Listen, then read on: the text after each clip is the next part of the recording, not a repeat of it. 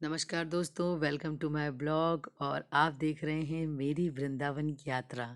जी हाँ दोस्तों, मैंने कार्तिक के 1 महीने का पूरा व्रत का पालन किया, कार्तिक का स्नान किया और उसके बाद मेरी हार्दिक इच्छा थी कि मैं यमुना जी का स्नान करूं और यमुना जी में अपनी बैकुंठ चतुर्दशी की पूजा करूं। और दोस्तों, आपको पता ही है कि मैं कार्तिक की पूजा के ब्लॉग डालती रही हूं और कार्तिक के जो व्रत की पूजा का पालन होता है उसमें 4 घाट के स्नान बताए जाते हैं। यानी कि आपको 4 जगह स्नान करना होता है, 4 घाट पे स्नान करना होता है। तो ऐसे मैंने गिनती कर ली थी कि एक भोपाल वाला घर हो गया है, तो एक बॉम्बे हो गया है, तो एक क्यों ना दिल्ली हो जाए और क्यों ना एक वृंदावन हो जाए। हर बार तो मैं नर्मदा जी में स्नान करती थी, इस बार बैकुंठ चतुर्दशी के दिन मुझे यमुना जी के स्नान मिल गए, तो मेरे 4 घाट का स्नान कार्तिक पूजा हो गई। इसके अलावा बैकुंठ चतुर्दशी के दिन जब मैं मथुरा पहुंची, तो वहां जाकर मुझे एक अनुभव मिला। मथुरा यदि आप कभी भी कहीं जा रहे हैं दर्शन करने के लिए, वृंदावन बांके बिहारी से मिलने के लिए जा रहे हैं, तो दोस्तों आप लोग समय का ज़रूर ध्यान रखिए, क्योंकि यहाँ पर बिहारी जी के उठने का समय सुबह 9 बजे होता है और दोपहर के 12 बजे मंदिर बंद हो जाते हैं और फिर यही मंदिर शाम को 4 बजे खुलते हैं और रात को 8 सवा 8 बजे ये मंदिर बंद हो जाते हैं। तो दोस्तों दोनों समय जो हैं ये आपके मंदिर के विशेष समय होते हैं, जब आपको मंदिर में लाइन लग के भगवान के दर्शन करने होते हैं। तो दोस्तों, जब मैं आपके अपने ब्लॉग में बड़ी मुश्किलों से आपके लिए जाती हूँ और ब्लॉग में दर्शन की वीडियोस डालती हूँ, तो आपका लाइक और कमेंट बनता है। और यदि आप चाहते हैं कि ठाकुर जी आपकी भी सुने और मैं मंदिर मंदिर जा रही हूँ, तो मेरा निजी फ़ायदा कम है, आपका ज़्यादा, क्योंकि दर्शन करने वाले को बहुत लाभ होता है। तो बोलना पड़ेगा आपको मेरे ब्लॉग में, कमेंट्स में, राधे राधे। तो थैंक यू सो मच दोस्तों, क्योंकि आपने मुझे लाइक भी किया है, सब्सक्राइब भी किया है। और अगर आप मेरे चैनल पे नए हैं, तो प्लीज़ सब्सक्राइब कीजिए, लाइक कीजिए, अपने दोस्तों में शेयर कीजिए। तो दोस्तों, मैं बता रही थी कि वृंदावन की टाइमिंग के बारे में, तो आप टाइमिंग का ध्यान रखें।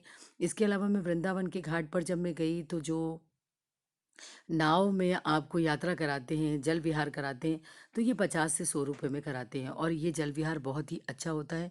वृंदावन के मंदिरों की यदि बात करूँ, तो वृंदावन, गोकुल और मथुरा, ये 3 जगह जो मंदिर में पंडित जी हैं, सॉरी दोस्तों, मैं पंडित जी की बुराई नहीं कर रही हूँ, पर यहाँ के पंडित जो हैं बहुत ही ठग टाइप के हैं और आप लोगों से पैसे की डिमांड करते हैं और जगह जगह आपसे पैसे रखवा के पूजा करवाते हैं।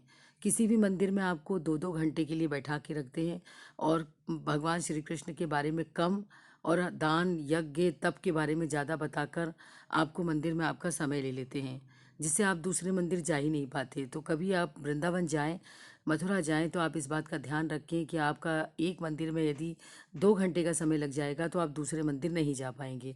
तो आप मंदिर में पुजारियों की बातों में बिल्कुल ना आए, जो पंडित जी लोग रहते हैं उनकी बातों में ना आए, उनके चक्कर में ना फंसें। आप ये देखें कि भगवान श्री कृष्ण क्या चाहते थे और किसको चाहते थे।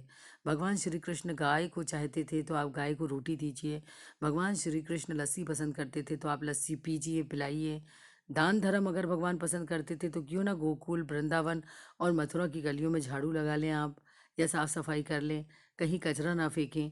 तो ऐसे छोटे छोटे पुण्य धर्म भी आप कर सकते हैं दोस्तों।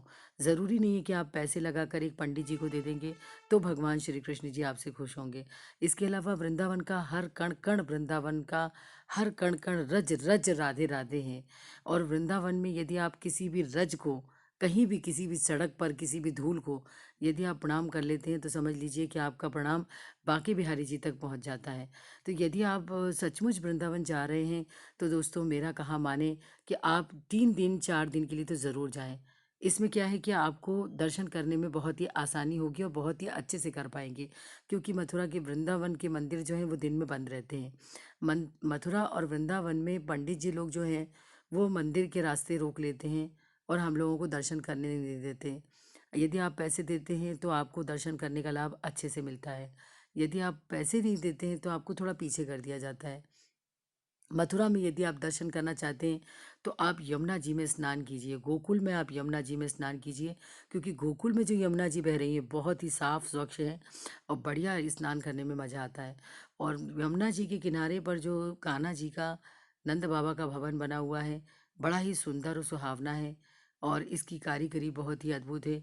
मैंने छोटी छोटी गलियों में जाकर देखा कि बांके बिहारी कैसे रासलीला और बाल लीला करते थे। बहुत ही मज़ा आया दोस्तों, मैंने नाव में यात्रा भी की।